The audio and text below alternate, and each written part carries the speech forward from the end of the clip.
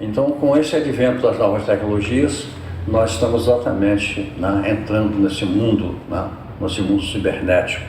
A tecnologia, ela chega não para mexer com a história apenas de uma cidade, né? É um mundo e com todos nós. Eu penso que todos nós temos que estar sempre preparados para o novo. O que o jornalista tem que ter, seja no impresso, seja no online, né? Ele tem que ter feeling e ele tem que ser humano. E ele tem que ser crítico.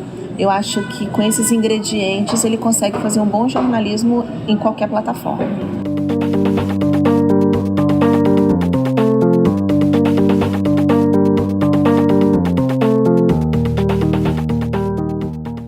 Bom, a primeira manifestação da imprensa em Campos ocorre exatamente a partir do Silva Arcos.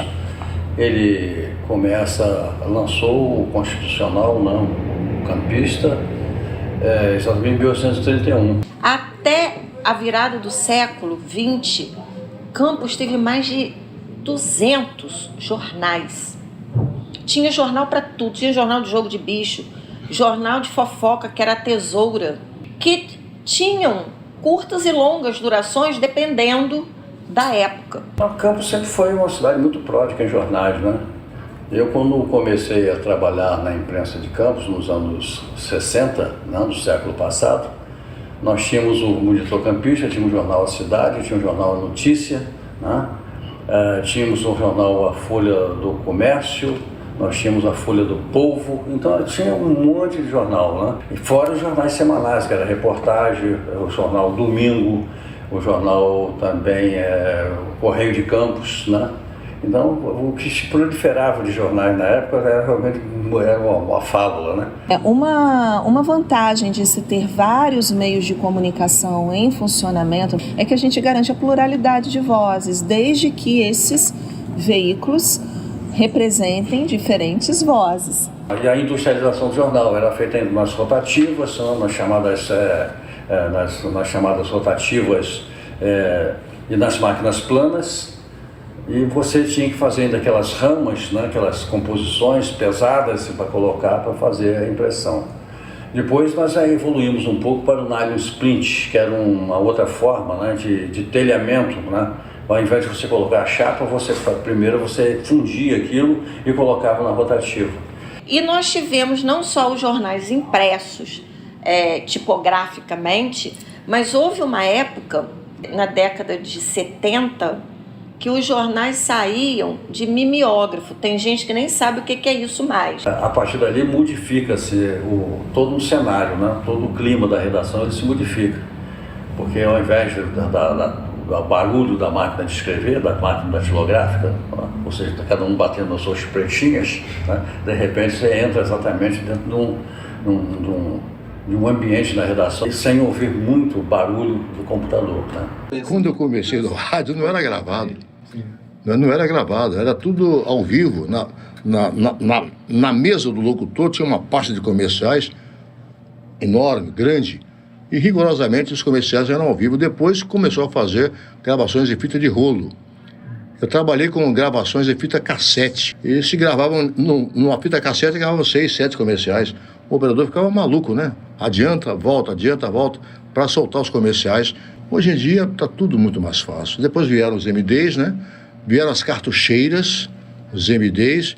Hoje está tudo no computador, E nessa década de 80, um pouco da década de 90, ela se notabilizou pelos contatos feitos via telefone e também por cartas.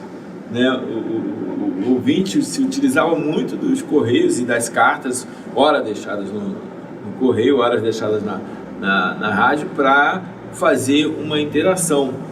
Mas hoje a gente tem o celular, que é a convergência de toda essa nova possibilidade, esse novo mundo. É algo que a gente tem que saber aproveitar com inteligência. Antigamente não tinha nada disso. O contato é sempre feito pelas redes sociais, e tanto é que hoje prioritariamente a gente divulga o WhatsApp da rádio. Hoje o meu programa de rádio, eu transmito, são 3 horas por dia. 1 hora eu faço transmissão também pelo Facebook, pela internet. Eu acho que aproxima mais o ouvinte. Você não pode ter medo da novidade, não pode ter medo da nova tecnologia. Tem de conviver com ela e tirar dela tudo de bom que ela pode oferecer. A primeira imagem é justamente a dos equipamentos de transmissão e de um momento histórico que a cidade viveu, que é a concentração de vários homens poderosos no mesmo espaço para essa transmissão. O político local, o empresário da maior emissora de TV das Américas, né, podemos assim dizer, e o presidente da República.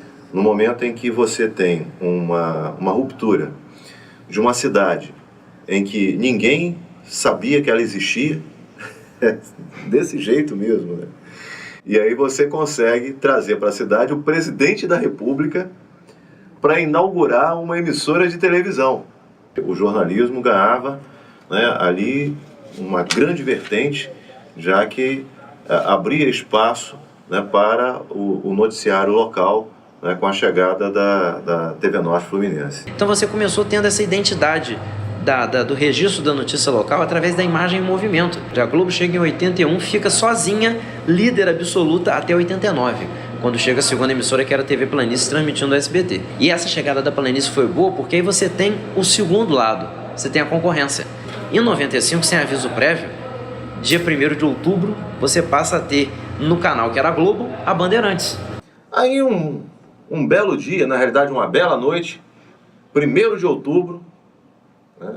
Você está lá, setembro, programação da Rede Globo, sábado à noite, 1º de outubro, na virada, pum, entrou o sinal da Band. Sem nenhuma explicação, sem nenhum comunicado para a população. As pessoas acharam estranha aquela programação. Quando chegou na segunda-feira, cadê a novela? Cadê o jornal? Cadê a programação da Rede Globo? Quer dizer, antigamente você saía para a rua, não é, com um gravador gigante pendurado no pescoço de um auxiliar, o câmera na frente, só com a câmera, não tinha o sistema de gravação. O sistema de gravação era esse lance imenso, enorme, que ficava pendurado com um ajudante. E essa pessoa tinha que ter uma sintonia muito boa, porque você enquadrava, você preparava o take, mas quem gravava era o operador. E o repórter ali naquela correria. Esse material chegava para a emissora para ser editado e para entrar no telejornal. A edição era feita na fita. A fita era cortada e emendada para fazer a edição. Esse era o primórdio, a forma de se fazer televisão naquela época. E mesmo assim, tinha telejornal ao vivo.